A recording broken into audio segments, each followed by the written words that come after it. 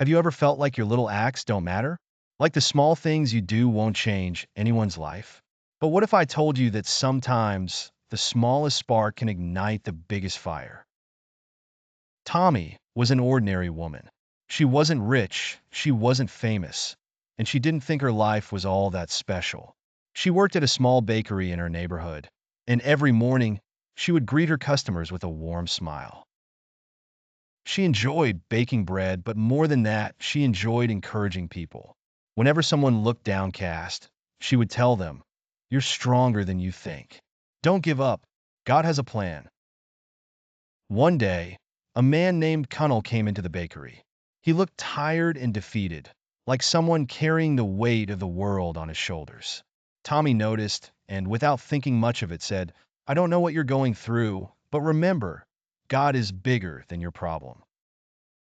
She then quoted Jeremiah 29, verse 11. "For I know the plans I have for you, declares the Lord, plans to prosper you and not to harm you, plans to give you hope and a future." Cunnell gave a faint smile and left.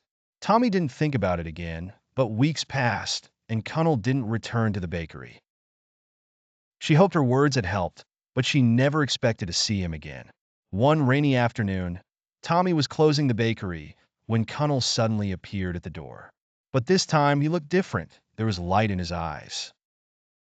He handed her a small envelope and said, "I came to thank you. You saved my life." Tommy was confused. "I don't understand," she replied. Cunnell took a deep breath and shared his story. "That day I came into your bakery, I was at the lowest point of my life. I had lost my job, my family was struggling, and I had no hope left.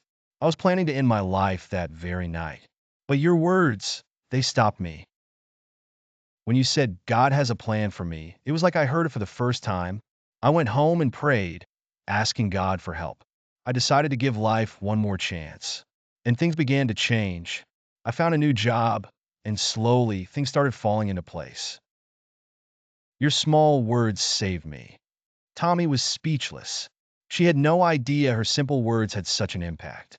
It was then she realized how powerful it is to inspire others, even with the smallest of gestures. God had used her, even when she didn't know it.